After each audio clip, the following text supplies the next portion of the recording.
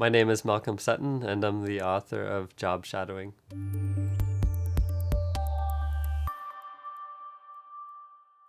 I've been thinking about precarious labor for a long time because of my own situation, having gone through a lot of education from like a BFA in the 90s to a creative writing degree and then a PhD in English, and coming out with sort of small prospects for getting work after that.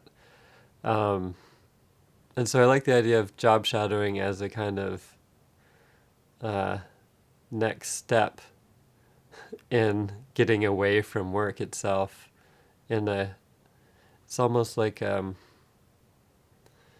suppose it's not a satire of the situation of precarious labor, but because I'm not really interested in satire, but it feels like having adults who are the age of 40 doing job shadowing seems more likely now than ever before. So I think that's what drew me to the idea, was just how precarious can it become, as well as while still being kind of possible.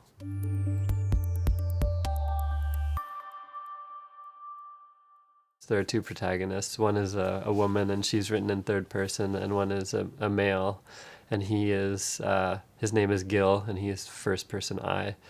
Um, he's in a situation where he kind of wanders away from a strange plaza at the beginning of the book and ends up among a group of people in their 20s, mostly millennials, who are about to go to a conference hall.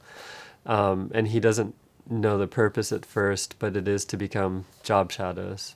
And this particular version of job shadowing means to become the literal shadow of someone who works, and to lose their bodily substance in the act of that happening. So he becomes a shadow of a woman who's 23 years old who works at an educational company. The second shadow, Etty, who's Gil's partner, proposes to a very wealthy man whom she finds on a list of on a donational list at an art gallery. She contacts him, proposing to write his memoir, and ends up following him around. She does not lose her substance following him around, but it becomes another kind of shadowing.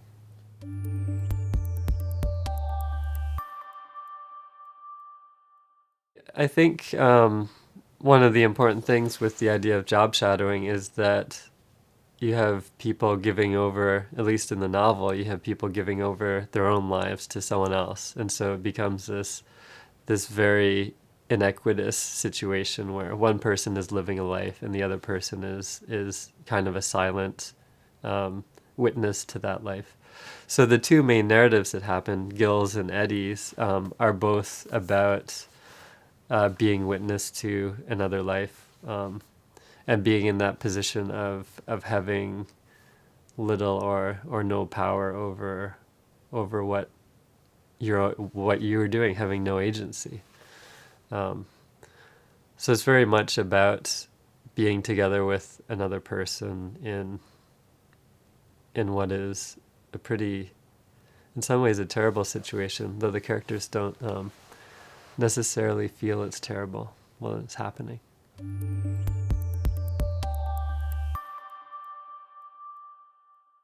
I think that Gil who's the main male character, the I character is kind of okay with it, of having lost his agency, and he's interested in exploring that, because he is caught in his head a lot anyway, and he's trying to work things out in his own life in relation to his parents' generation, and this none of what he kind of wants to do requires having any sort of physical agency in the world. So he possibly finds a kind of freedom in having no agency. As for Eddie, she's kind of treating it as an art project, so she kind of wants to be in an ugly situation. So they both are okay with it, but for very different reasons.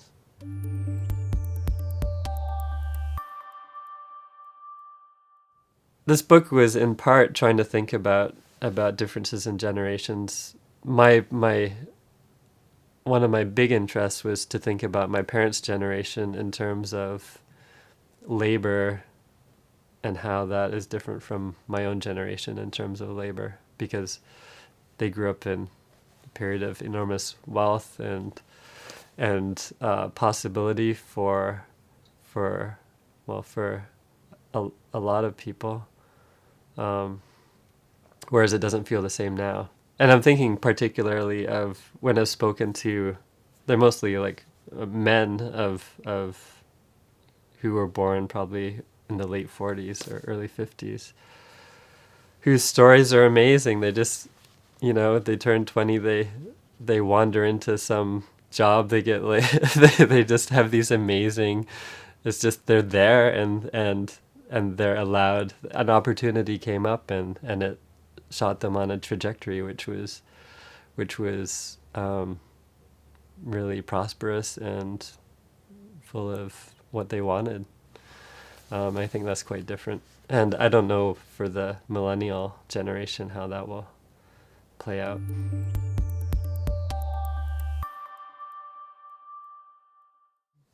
I think the book is searching for moments in the present and moments in the past 20 years that may have defined generations.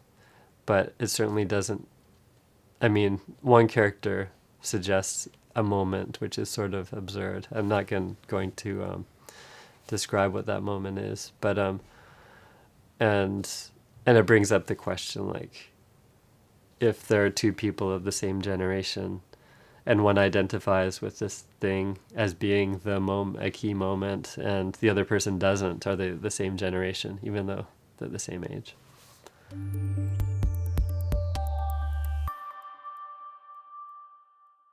Last night I was reading the story of a writer driving solo across America from New York to LA to meet with a production company interested in making a movie of his novel. It was by someone who must have come of age in the late 50s or early 1960s. At first, I was in awe that he makes the story of himself seem as though it is the only thing going on in the world. Or rather, not the only thing, but that other things in the world are there simply to add texture to his own life. There is a right-wing couple from Texas that he runs into, for example, who seem surprised that he's driving through Texas unarmed. They ask him to handle their gun, to feel its weight, before he drives on to California. The interaction is a brief episode that he throws in before leaving it to the past.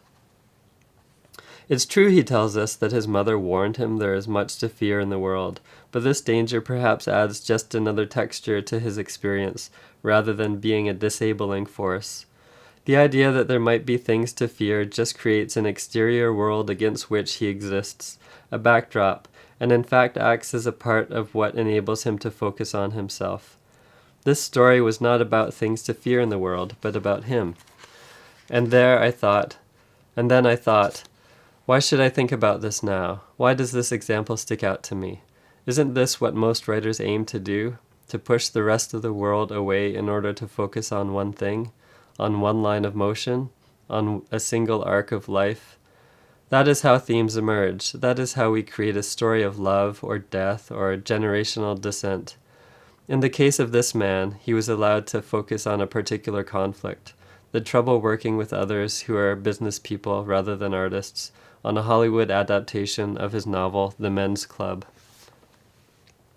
He and I are so different, I thought last night. It doesn't matter that he is great and famous, and it doesn't matter that he is dead. That's not the difference. What matters is elsewhere. I started reading another story in the collection, but kept thinking about what the difference was, whether it was a quality in me or something else entirely. And then I thought of something, I tell Josephine. She is patient. We walk shoulder to shoulder on what is either a street or a very long parking lot. This thing that I couldn't at first place, the thing that differentiated me from him, was not a failure to make myself the center of my own life story, and not a failure to shut out the world, but the very impossibility of shutting out our present world. My parents, I say, their generation was able to shut out the world. For them, shutting out the world was a way of owning it for themselves. They were able to invest in things that were distant and invisible to them in order to exploit their own story, their own freewheeling life's highway to the fullest. And they made incredible stories for themselves that seemed to encapsulate the idea of freedom. And we as their children grew up with this vision of life.